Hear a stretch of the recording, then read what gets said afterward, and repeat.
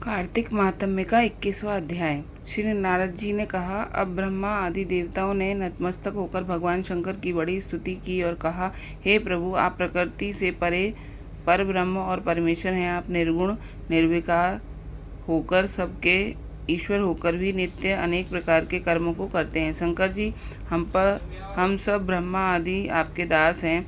हे देवेश, हे शिव, आप प्रसन्न हो हमारी रक्षा कीजिए। हे नाथ, हम आपकी प्रजा हैं तथा सदा आपकी शरण में रहते हैं। नारद जी कहते हैं, जब इस प्रकार ब्रह्मा आदि सब देवताओं और मुनियों ने शिव जी की अनेक स्तुति करके उनके चरण कमलों का ध्यान करते हुए मौन ग्रहण कर लिया, तब उसे सुनकर देवताओं को वर देकर वह वहीं पर अंतर्ध्यान हो गए। पश्चात शिव जी का यश गाते हुए सब देवता भी प्रसन्नता पूर्वक अपने अपने स्थान को चले गए। महेशाख्यान से जलंधर का यह युद्ध चरित्र बड़ा पुण्य प्रद और सब पापों का नाश करने वाला है। यह सर्व सुखदायक और महेश को भी आनंददायक है। जो इन दोनों आख्यानों को पढ़ेगा और पढ़ावेगा, वह यहाँ पर सुखों को भोगकर अंत में गणेश पद को पावेगा। 22वां अध्याय। राजा पृथु बोले, हे नारद जी, अब आप कृपा कर मुझे यह बतलाइए कि वृंदा को मोहित कर भगवान विष्णु ने क्या किया और फिर वह कहाँ गए।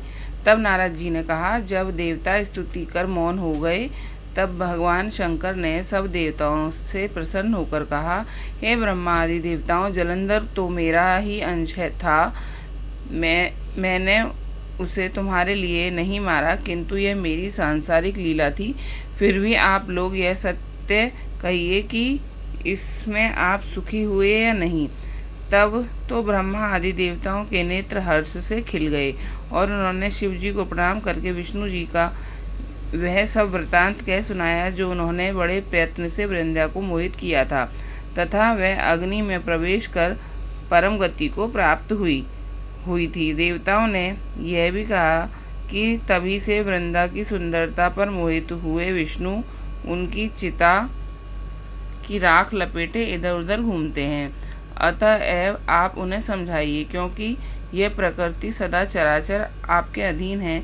देवताओं से यह वृतांत सुन शंकर जी ने उन्हें अपनी दुस्तर माया समझाई और कहा कि यह सारा जगत उसी के अधीन है। उसी से मोहित विष्णु भी काम के वश हो गए हैं, परंतु महादेवी उमा त्रिवेदी की जननी सबसे परे हैं। वह मूल प्रकृति परम मनोहर और वही गिरजा भी कहलाती हैं।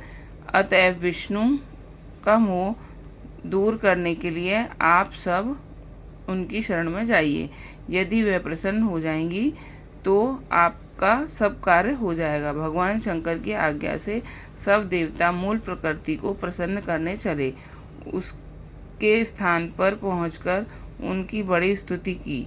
तब आकाशवाणी हुई, हे देवताओं, मैं तीन प्रकार से तीनों गणों से पृथक होकर स्थित होती हूँ। सत्य गण से, गौरी रजोगुण से, ज्योतिरूप। अतएव अब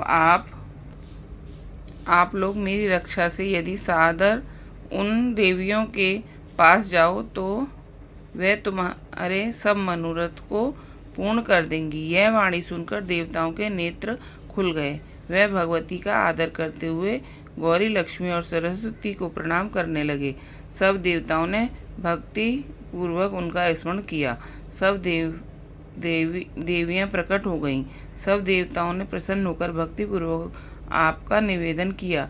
देवियों ने कुछ बीज देकर कहा, इन्हें ले जाकर दे दो, तुम्हारे सब कार्य सिद्ध हो जाएंगे। ब्रह्मा आदि देवता इन बीजों को लेकर भगवान विष्णु के पास गए और उन्हें वृंदा की चिता भूमि में डाल दिया।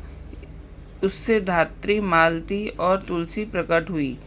भगवान विष्णु ने ज्यों ही उन स्त्री रूप वाली वनस्पतियों को देखा, वह उठ बैठे। कामासक्त चित्त से मोहित हो उनसे याचना करने लगे। धात्री और तुलसी ने उनसे प्रीति की।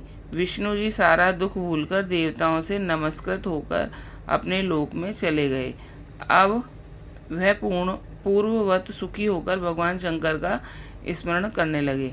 यह आख्यान शिव जी की भक्ति देने वाला है। ये संपन्न हुआ 21वां और 22वां अध्याय। ओम नमो भगवते वासुदेवाय।